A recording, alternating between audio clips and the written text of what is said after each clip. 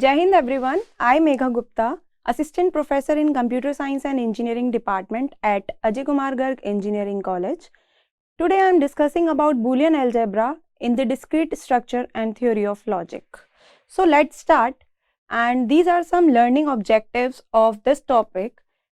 First of all, we have Boolean Algebra basically covers the operations that we can do with zeros and one, like OR operation, AND operation, NOT operation, and the basic building blocks of computation inside your computer program.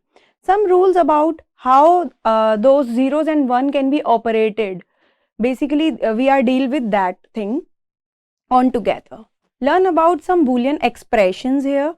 Become aware of the basic properties of Boolean algebra, which are very important from the point of view of exam or to solve the questions based on the Boolean algebra. So, the basic table of content I covered during my presentation is, first of all, I covered the introduction part, next axioms, third one is your terminology, fourth is principle of duality, fifth is theorems, some theorems and their proofs. Last is algebraic manipulation of Boolean expression with by some references. So let's start with the part of introduction of Boolean algebra. So basically the scientist named Georges Boole developed a mathematical structure to deal with binary operations with just two values, and that values are 0 and 1.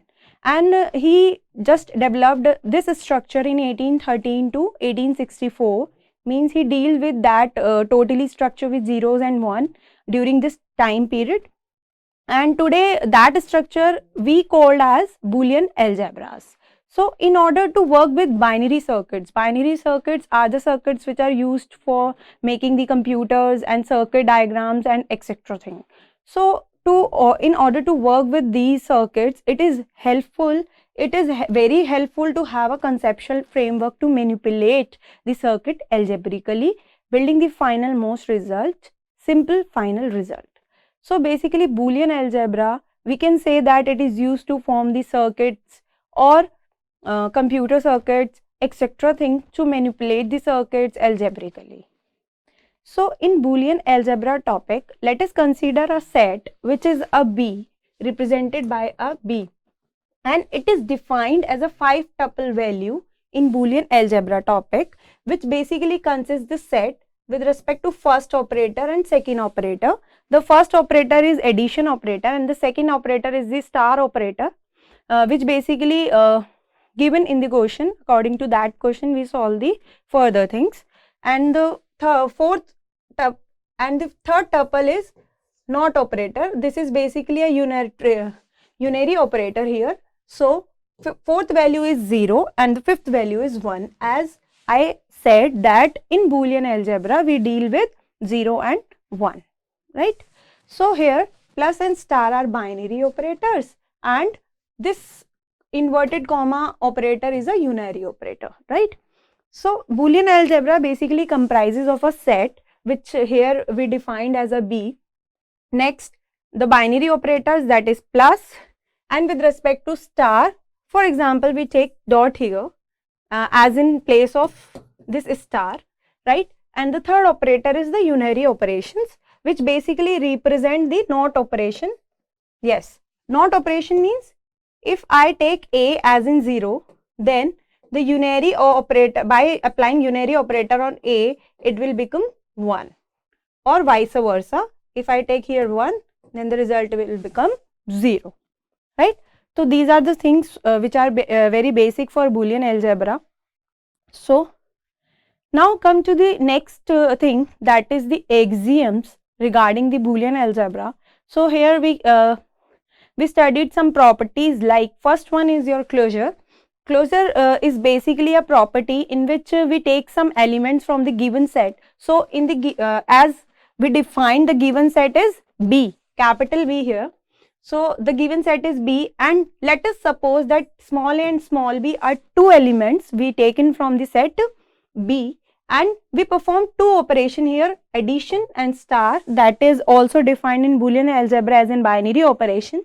So as we perform A plus B and A star B on the elements of set B, then it is necessary that the result of A plus B should be present in this B and A star B should also be present in this B. That time we can say that the property closure basically follows, right?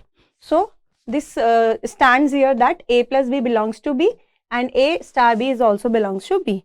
That time we say that the closure property is followed, right? Second property is your cardinality. Cardinality means there are at least two elements A and B such that A not equal to B. There are at least two elements present in the given set B where the condition follows as A not equal to B.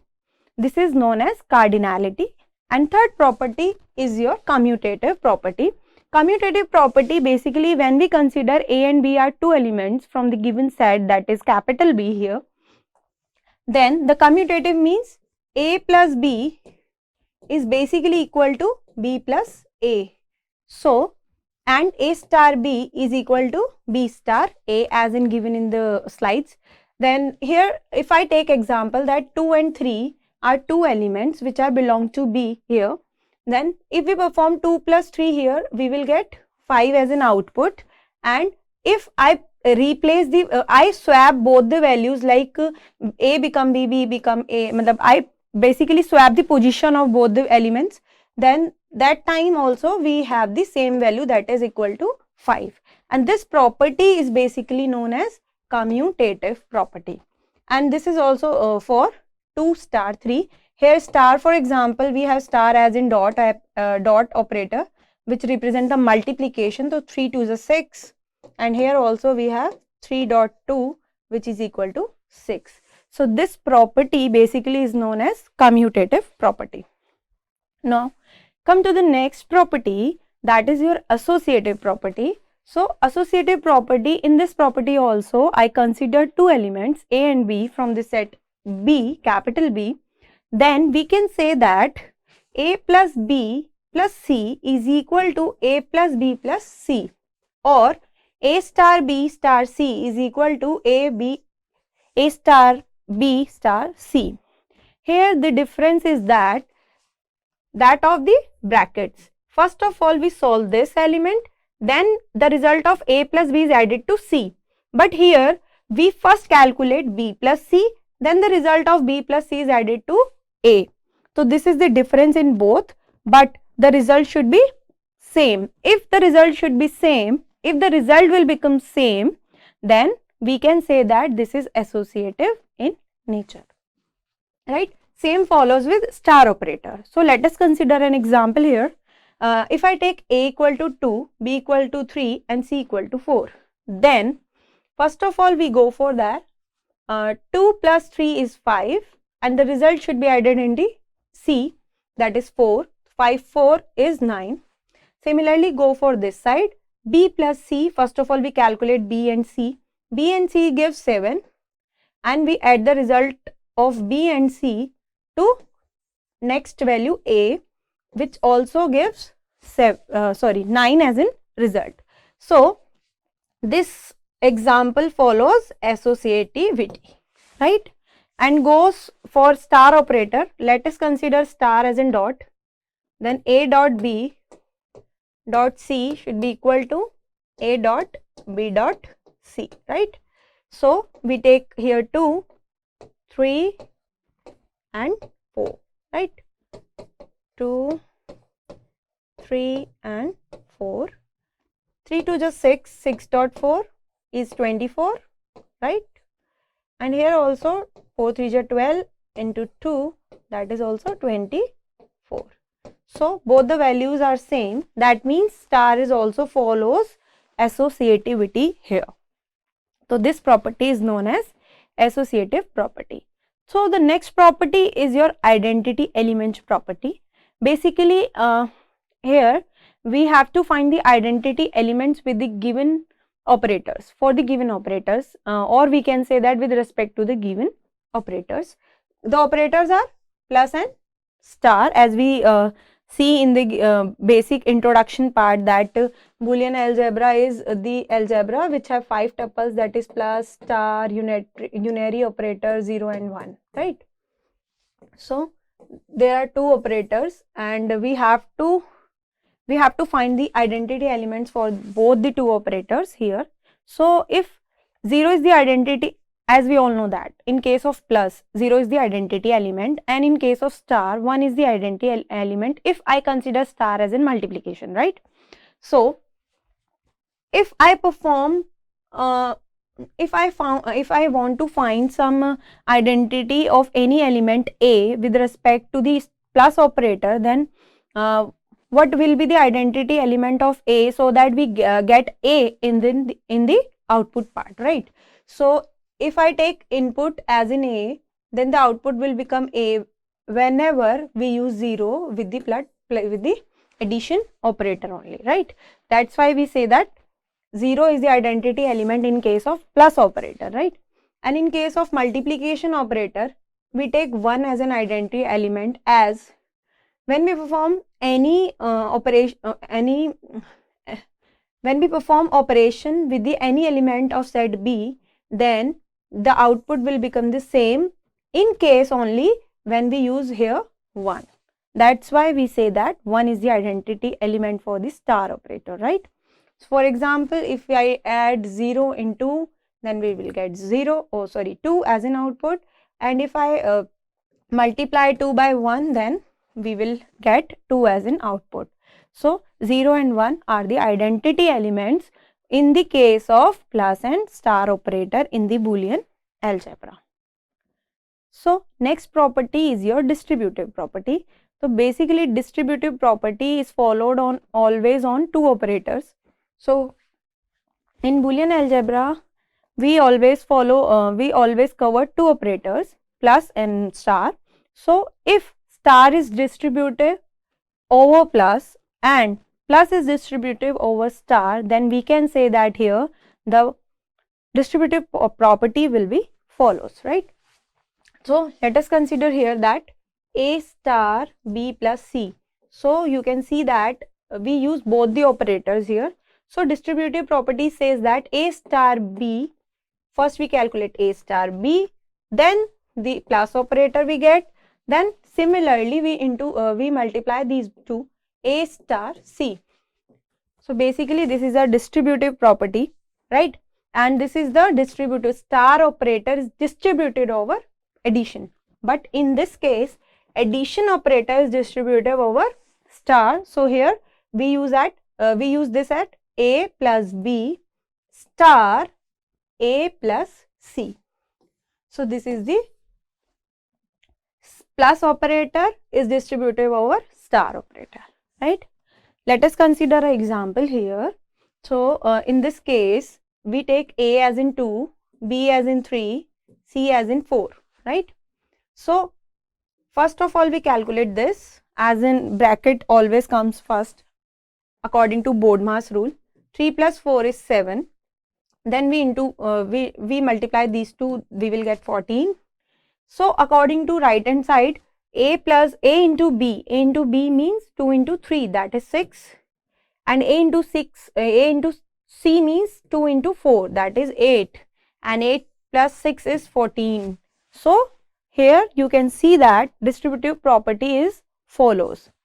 Or if I put it down in this value, then we will here use 2 plus 3 star 4, right? 4 3s are 12 plus 2, then also we will get 14, and here also 2 plus 3 star 2 plus 4 we use, 3 to 5 star 4 to 6,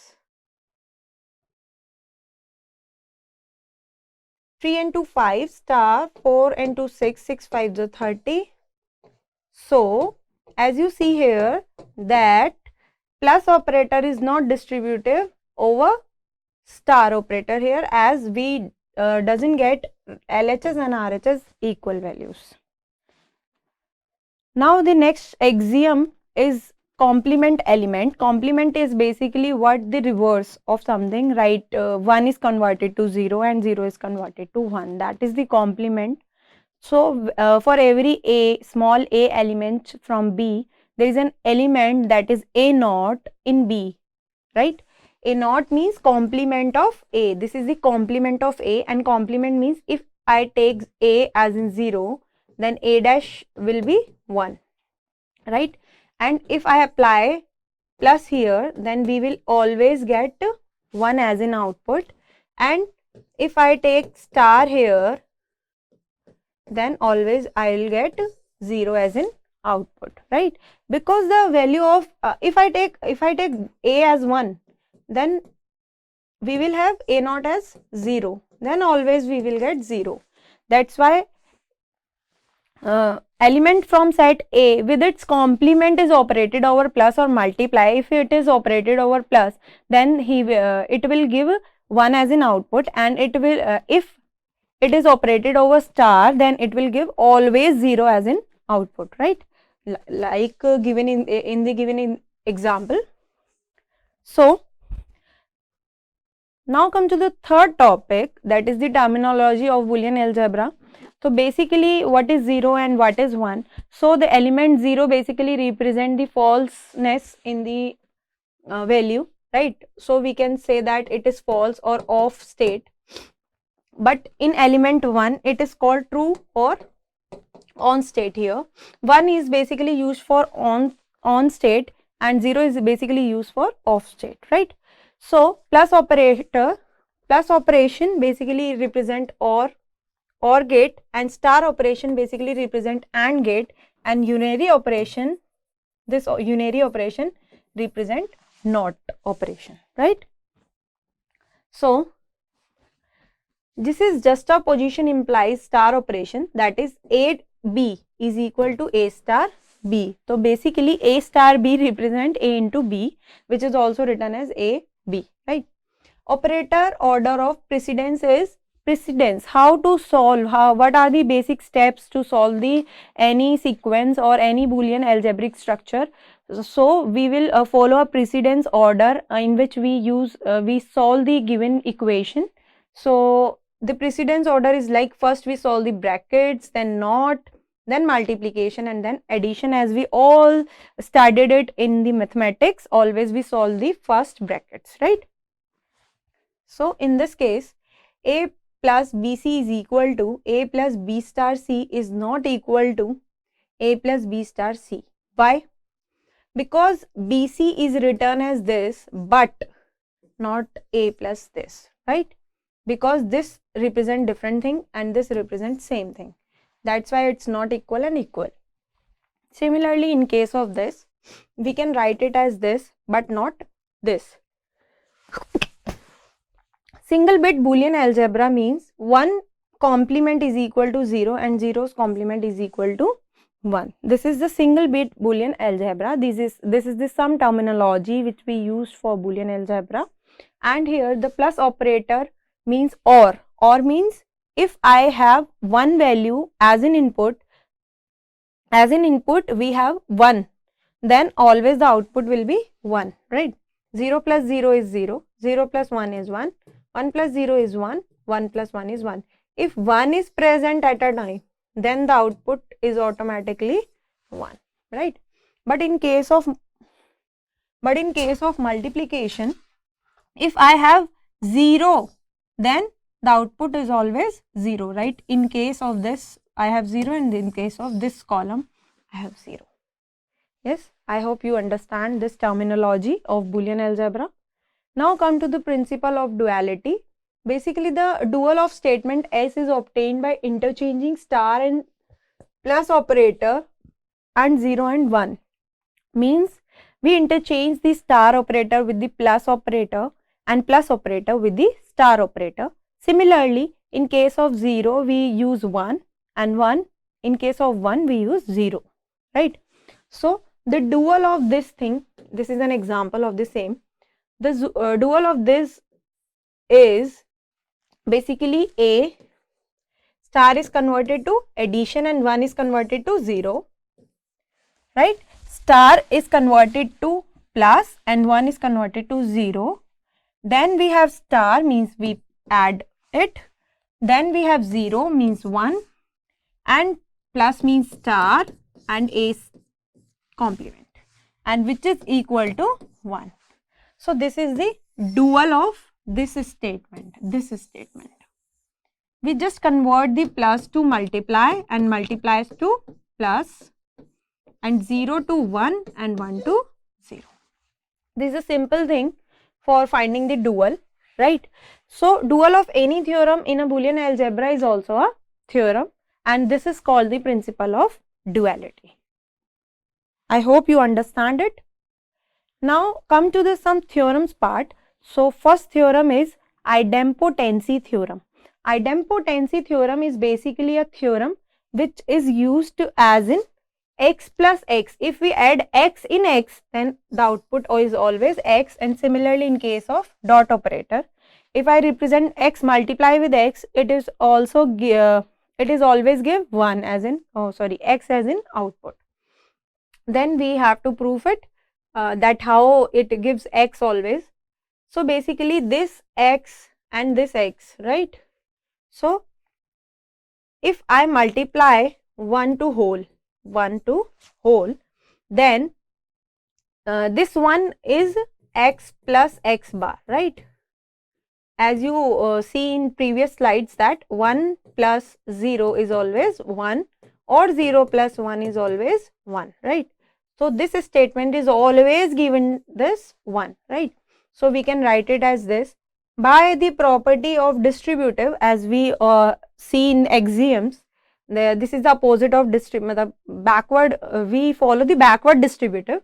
That time I have plus and dot operator, means plus is distributive over star, the dot operator. Then we have here x, then plus, then x and x bar. This is by distributivity, right? So x dot x bar means if I take x as 1, then dot with 0, then I got 0. If I take x as 0, then x bar is 1, then we get 0. So this will become 0, and if I add x to 0, then I will have x as an output. So this is the theorem, that is idempotency. Next is your null elements for plus and dot operators. If I add 1 to any value x, then always I got 1.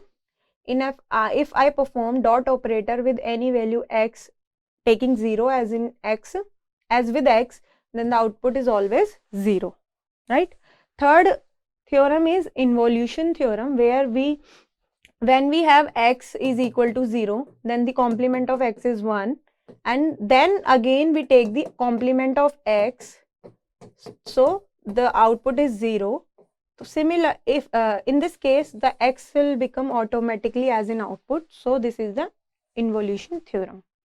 Fourth one is your absorption theorem, where we see that x plus x dot y is equal to x and x dot x plus y is equal to x. As you can see here that if I take x as in common, then 1 plus y, and 1 plus something is 1, and x plus 1 is something is x, right? So this is the output of absorption, and this is a variant of absorption law. If I have complement here, then we will get x plus y here, and similarly if I take complement here, we will get x dot y here. Now come to the next theorem, that is De Morgan's theorem. De Morgan's theorem is basically very important theorem as in point of view of your exam.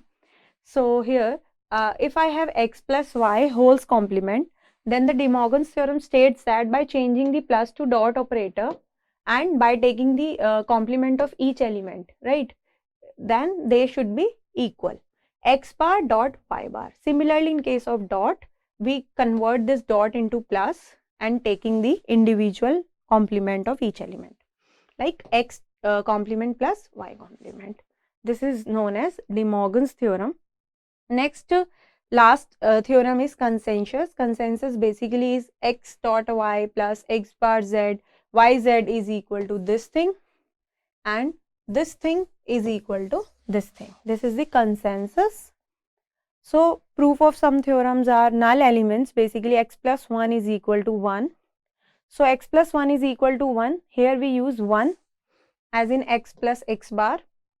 Then we compile these two, right? And this 2 will become x by the idempotency theorem, right?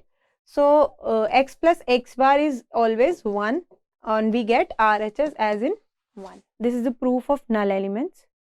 Similarly, if I prove absorption law, means variant, then if I take here LHS, then x dot y I have, so we add 1 with the dot operator here and take common x, then we have 1 plus y here, then x plus 1 is always a x. So this is the absorption law. Next law is your De Morgan's law. De Morgan's law, we have to prove that this thing is equal to 1 and this thing is equal to 0. So case 1 लेते हैं हम लोग, x plus y plus x bar y bar equal to 1. In this we take LHS, x plus y dot x plus y, we add here that x plus x bar, then this should be calculated using distributive law and it is converted to this thing, and at last we get RHS as an output. Similarly, we solve the second case, and last theorem is consensus theorem. It is proved like this. Here we add 1 in the third element, then we get the output. And this is the last topic, that is algebraic manipulation of Boolean expression. So this is the simple methods which is used for minimization of 4 or 5 variables Boolean expression, and these are the some common laws which are used for minimization process. So these are some references from where I take some examples and all. Thank you so much. Thank you for watching my video. Thank you.